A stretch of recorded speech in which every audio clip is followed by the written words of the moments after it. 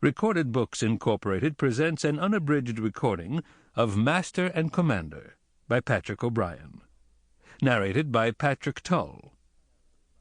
This work, copyrighted 1970 by Patrick O'Brien, is recorded by arrangement with Georges Borchardt, Incorporated.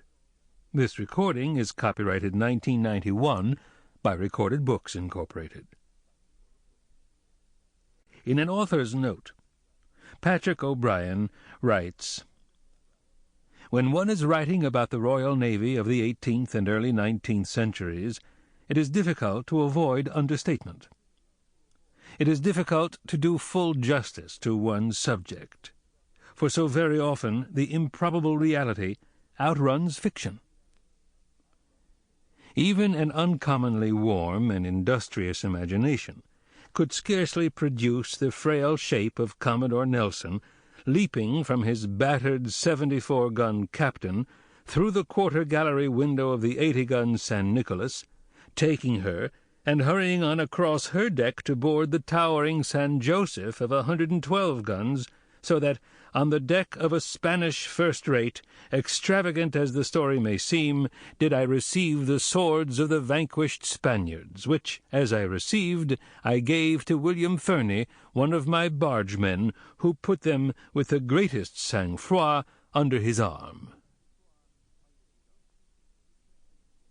The pages of Beatson, James, and the Naval Chronicle, the Admiralty papers in the Public Record Office, the biographies in Marshall and O'Byrne are filled with actions that may be a little less spectacular. There was only one Nelson, but that are certainly no less spirited. Actions that few men could invent and perhaps none present with total conviction. That is why I have gone straight to the source for the fighting in this book. From the great wealth of brilliantly fought, baldly described actions, I have picked some I particularly admire, and so when I describe a fight I have logbooks, official letters, contemporary accounts, or the participants' own memoirs to vouch for every exchange. Yet, on the other hand, I have not felt slavishly bound to precise chronological sequence, and the naval historian will notice, for example, that Sir James Saumarez's action in the Gut of Gibraltar has been postponed until after the grape harvest, just as he will see that at least one of my Sophie's battles was fought by quite another sloop, though one of exactly the same strength. Indeed, I have taken great liberties.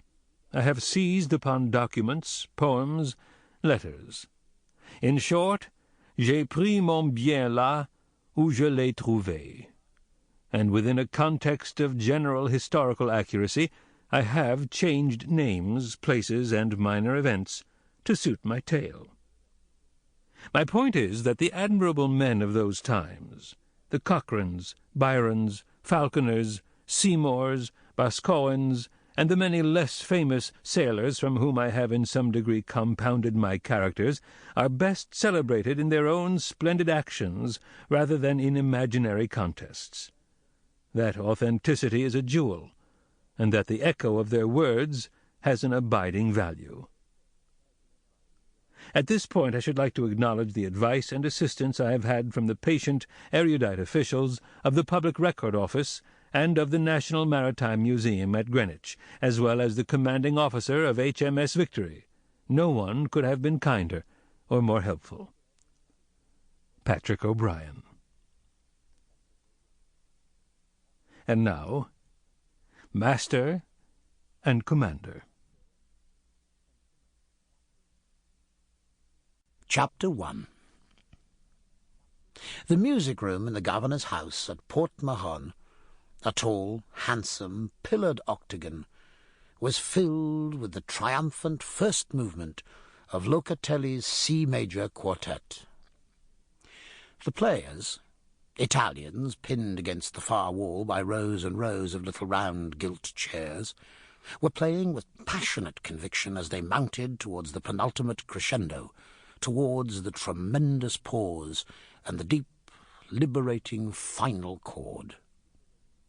And on the little gilt chairs at least some of the audience were following the rise with an equal intensity. There were two in the... Sample complete. Ready to continue?